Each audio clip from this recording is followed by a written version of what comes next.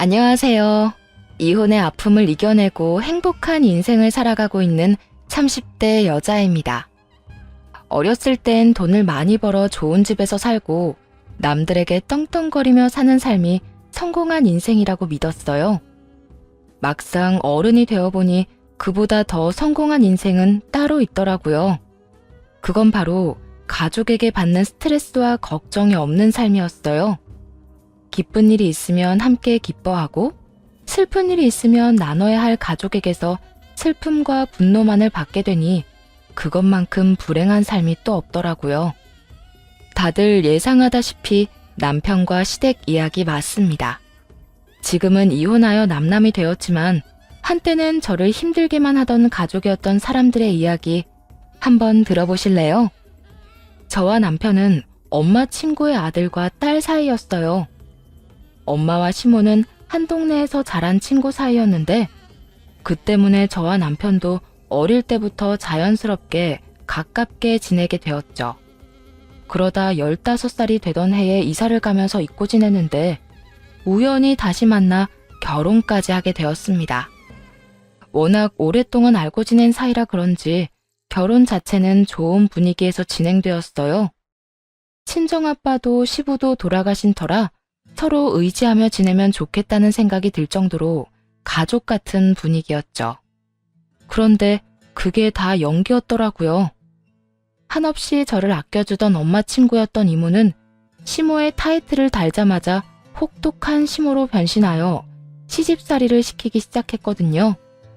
처음에는 시댁에 갈 때마다 남편의 행색을 가지고 시비를 걸더라고요. 예, 내가 이런 말까진 하지 않으려고 했는데 우리 집에 올 때마다 너는 멀쩡하게 오면서 내 아들 꼴은 저게 뭐니?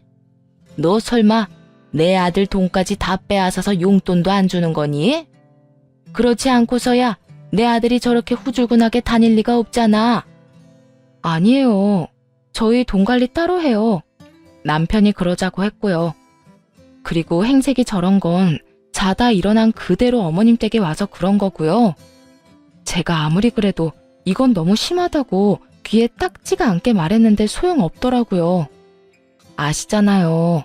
한번 고집 부리기 시작하면 답도 없다는 거. 오늘 아침에도 설득하다가 지쳐서 그냥 왔어요. 말 나온 김에 어머님이 설득 좀 해주세요. 아무리 차 타고 와서 차 타고 가는 거라고 해도 저런 차림은 아니잖아요. 어떻게 해서든 트집을 잡아보려 했던 시모는 민망한지 급하게 남편 편을 들며 괜히 큰 소리를 치더군요. 뭐 다시 보니 편해 보이고 좋긴 하구나. 너 별거 아닌 걸로 우리 아들 뭐라고 하지 말거라. 알겠어? 내가 어떻게 키운 아들인지 잘 알지? 쥐면 깨지랴 불면 날아가랴 조심 또 조심. 아주 소중하게 키운 내 아들이란 이 말이야. 어릴 때 남편이 말을 안 듣는다고 동네 한가운데서 엉덩이를 눈물 쏙 빠지게 때리던 시모의 모습이 아직도 머릿속에 생생하게 남아있는데 어찌나 귀하게 키운 척을 하는지 어이가 없더군요. 하지만 어쩌겠어요. 그렇다고 하면 그런 줄 알고 그 장단에 맞춰줄 수밖에요. 물론 할 말은 다 하면서 말이에요. 그래도 갑자기 변해버린 시모의 태도에 스트레스가 쌓이는 건 어쩔 수가 없더라고요. 갖은 트집은 다 잡아대니 그 스트레스는 말도 못할 정도였죠. 무엇보다 딱히 잘못한 것도 없는 듯한데 저렇게 못살게 구니 그 이유가 궁금하기도 했습니다. 그렇게 이유 모를 괴롭힘을 당하던 어느 날 시모가 갑자기 변해버린 이유를 알게 되었어요. 그건 바로 시모와 엄마 사이에 있더라고요. 정확히는 시모의 자격지심 때문이었어요. 어느 날은 술에 취한 시모에게 전화가 와 저를 왜 그렇게까지 미워하는지 그 이유를 말해주더라고요. 난 네가 너무 싫다. 크면 클수록 네 엄마를 쏙 닮아가서는 왜 잊고 싶었던 과거를 떠올리게 하는 거야? 왜 너희 모녀는 날 이렇게까지 괴롭히냐니 말이야. 어머님, 그게 무슨 말씀이세요? 저랑 엄마가 어머님을 괴롭히긴 언제 괴롭혔다고 그런 말씀을 하는 거예요. 그게 문제야. 네 엄마나 너나 너희가 주변 사람을 괴롭히고 있다는 사실을 전혀 모르는 게 문제라고. 네 엄마는 나보다 잘난 건 집안 하나밖에 없으면서 잘난 척은 혼자 다 해가면 내 자존심을 얼마나 상하게 한 줄 알긴 알아? 선심 쓰는 척 도와주던 것도 그래. 내가 도와주면 고마워서 눈물이라도 흘릴 줄 알았나 본데 그런 마음은 전혀 생기지도 않았다 이거야. 내가 너희 결혼을 왜 찬성한 줄 알아? 네 엄마랑 똑 닮은 널 내 아래에 두고 그동안 당했던 서러움을 다 풀기 위해서야. 들어보니 시모는 엄마에 대한 자격지심으로 오랜 기간 엄마를 미워한 모양이더라고요.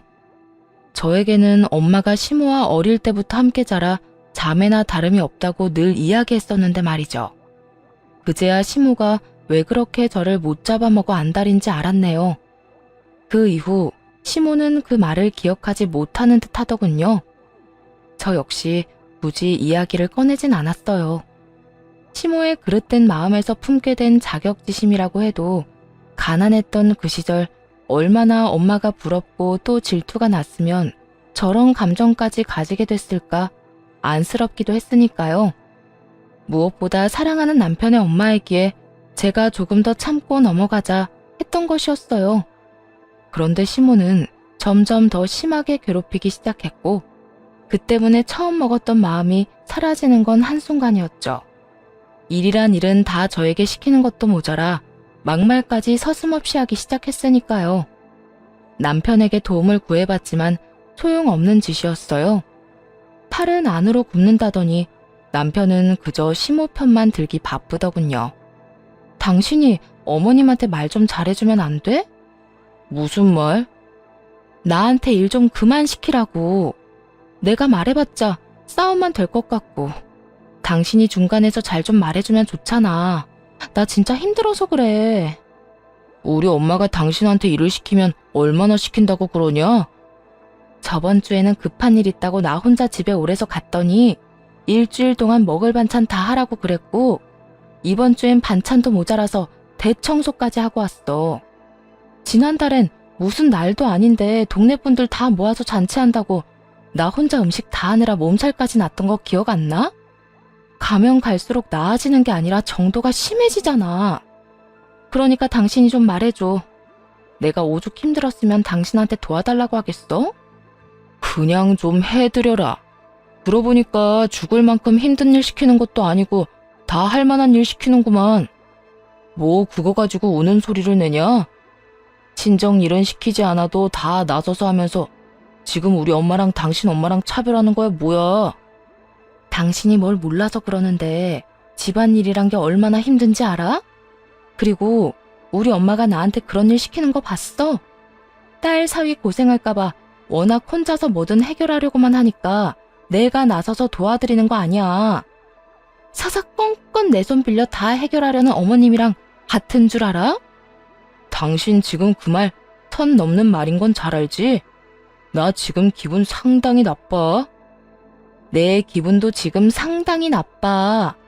선을 먼저 넘은 것도 어머님이고 내 기분 나쁘게 만든 것도 당신이 먼저인데 내가 지금 그런 거 신경 쓰게 생긴 줄 알아? 당신은 내 남편이면서 어떻게 어머님만 그렇게 감싸고 돌아? 나 힘든 건 보이지도 않아? 그리고 어머님 이야기하면서 왜 갑자기 친정 이야기는 꺼내오는 건데? 그냥 도와주기 싫으면 도와주기 싫다고 그래. 그래. 난 당신 도와줄 마음 전혀 없어. 내가 보기엔 우리 엄마가 그렇게 심한 것 같지도 않고 당신은 젊으니까 그 정도는 쉽게 할 수 있잖아. 그렇게 쉬워 보이면 당신이 해. 나한테 다 하라고 하지 말고. 그래, 그러면 되겠네. 앞으로는 어머님이 부르면 당신한테 다 말해줄 테니까 당신이 직접 가서 어머님이 하라는 일 다 하라고. 그렇게 나온다 이거지? 알겠어.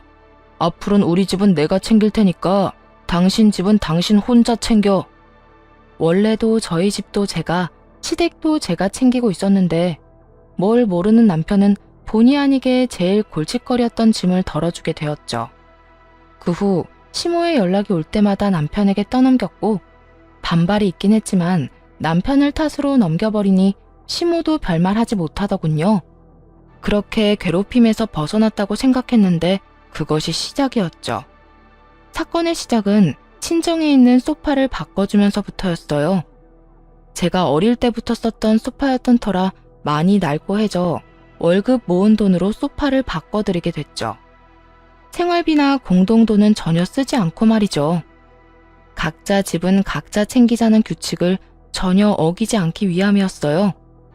그런데 이 사실을 알게 된 남편이 자신이 한 말은 까맣게 잊은 채 개거품까지 물며 화를 내더라고요.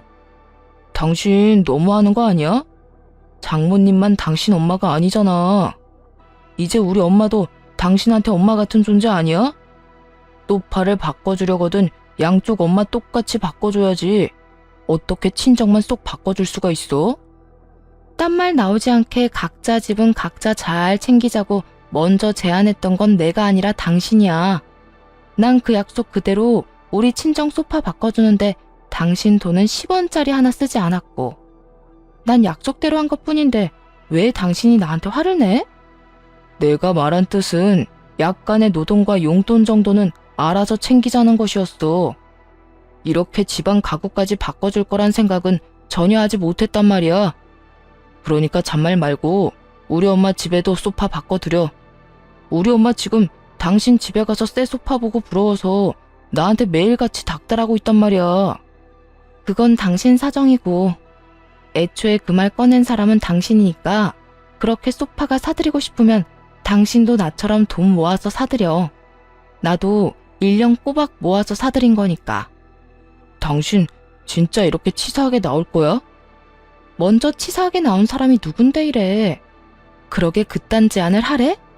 자기 화에 못 이겨서 그딴 말까지 뱉었으면 지키기라도 잘 지켜.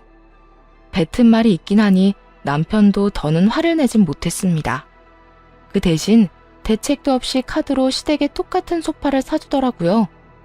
좁은 집에 그 큰 소파가 들어가니 집이 소파를 모시고 사는 우스꽝스러운 꼴이 되었는데도 좋다고 웃는 꼴이 참 한심하더군요. 봤지?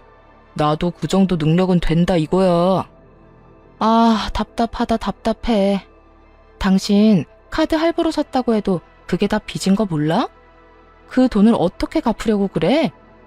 그렇지 않아도 매번 돈 모자란다고 나한테 5만 원, 10만 원씩 받아가면서 내가 다 알아서 할 거니까 당신은 신경 쓰지 마.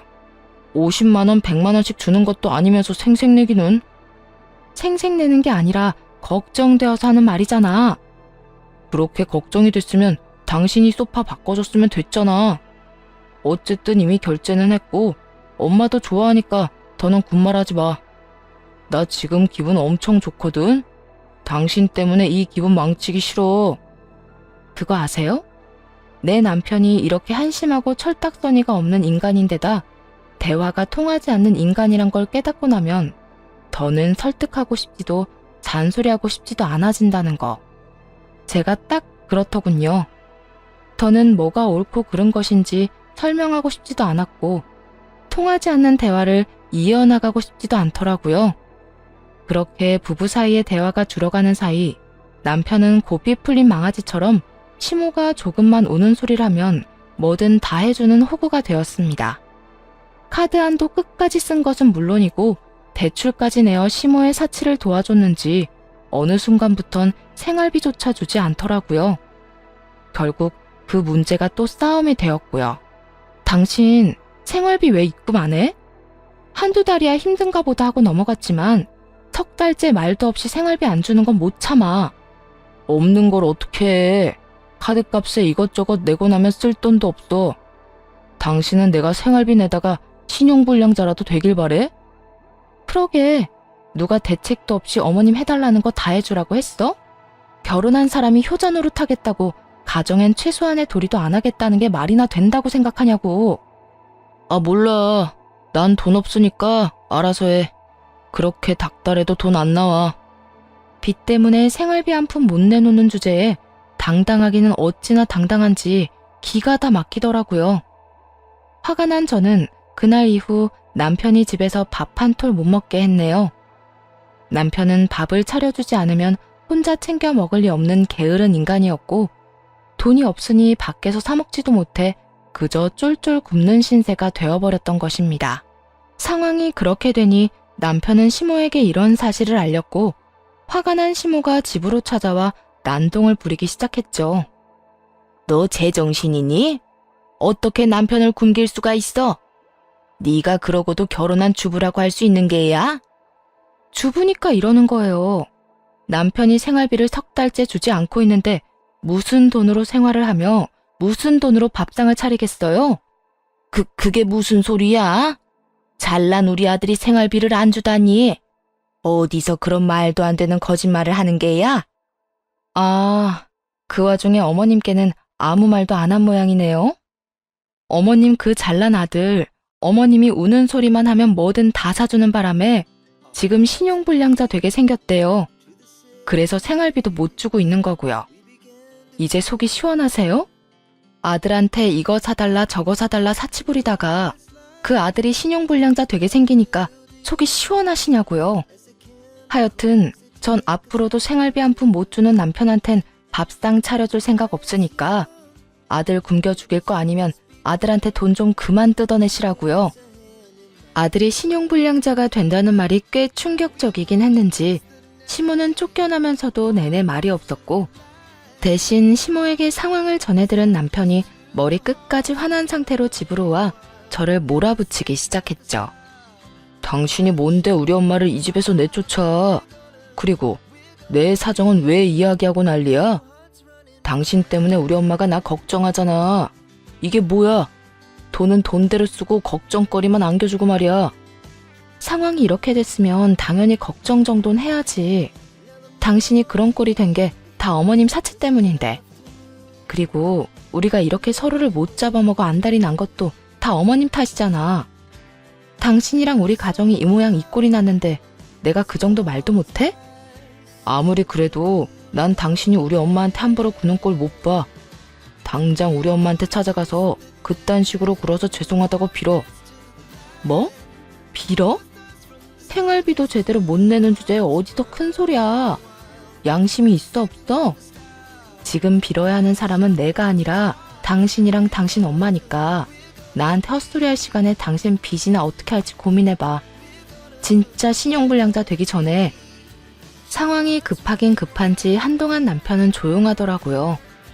시모의 호구짓도 멈춘 듯 했고 남편은 열심히 카드빚과 대출빚을 갚아나가는 듯 했습니다. 그때까지도 이혼을 생각하진 않았어요.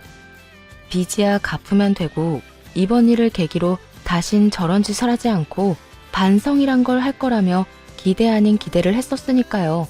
그런데 그런 기대를 단박에 무너지게 하는 일이 일어났습니다.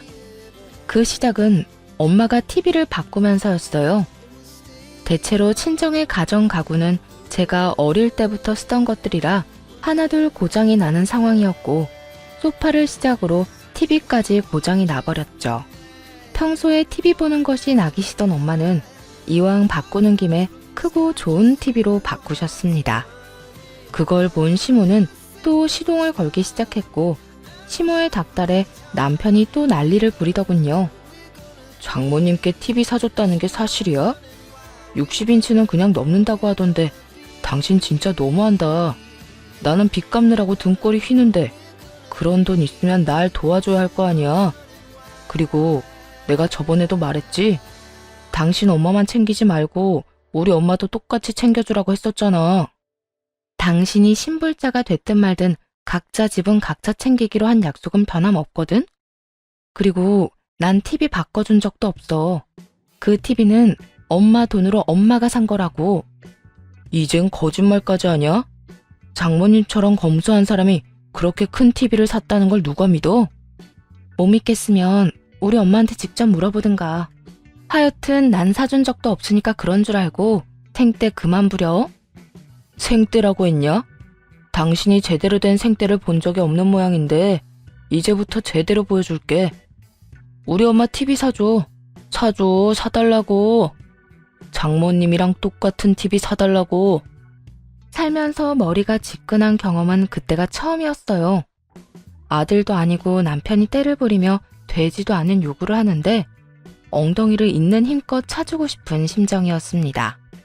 시모는 한술 더 떠 난리더군요. 날마다 전화를 해서 TV 타령을 하는 것도 모자라 전화를 받지 않으니 계속 문자를 보내 사람을 귀찮게 했죠. 그러거나 말거나 다시금 두 사람에게 절대 안 된다고 못을 박았지만요. 제가 뭐라고 하든 앵무새처럼 같은 말만 반복하던 두 사람은 웬일인지 순순히 포기한 듯 했어요. 그런데 그건 착각이었죠. 집으로 돌아가니 TV가 사라지고 없었으니 말이에요. 여보, TV 어디 갔어? 설마, 아니지? 아니긴 뭐가 아냐. 당신이 안 사준다고 해서 그냥 우리 집 TV 엄마네 줘버렸어. 어차피 우린 TV도 잘 안 보는데 잘 보는 집에 주면 서로 이득이잖아. 우린 돈도 아끼고 공간만 차지하던 물건 사라져서 좋고 엄마는 큰 TV 생겨서 좋고 말이야. 이런 걸 보고 일석이조라고 하는 건가? 만족스럽다는 듯 웃는 남편을 보며 그때서야 혼란스러웠던 마음이 정리가 되더라고요. 이 남자는 답이 없다고 말입니다. 비로소 이혼 결심이 선 저는 남편과 사는 1분 1초가 아까워졌고 그 자리에서 바로 이혼을 통보했네요. 당신이 이렇게까지 구니까 이제야 결심이 서네. 우리 이혼하자. 뭐? 난 시댁이라면 정신 못 차리고 집안 살림까지 가져다 바치는 남자랑 더는 살고 싶지 않아. 그러니까 효도를 하려거든 나한테 피해주지 말고 혼자 해. 나랑 깔끔하게 이혼하고 말이야. 당신이 그런 식으로 나오면 내가 겁이라도 먹을 줄 아나 본데 나 겁 하나도 안 나거든. 이혼하면 남자보다 여자가 더 손해인 거 몰라? 그래, 이혼하자. 나도 당신 같은 여자 질리던 참이었어. 그래? 잘 됐네. 이왕 말 나온 김에 당장 짐 싸서 나가. 당신도 잘 알고는 있지? 이 집 우리 집에서 해준 내 집이라는 거. 그래, 더럽고 치사해서 나간다 나가. 그렇게 남편은 짐을 싸 집을 나가버렸고 바로 다음날 시모에게서 연락이 와 식당으로 부르더군요. 할 말이 있다면서 말이죠. 생각 없는 남편을 대신해 더 생각이 없는 시모가 나서 단판을 지으려는 줄 알고 식당으로 갔더니 글쎄 그곳엔 시모와 엄마를 포함해 친구분들이 다 모여 있더라고요.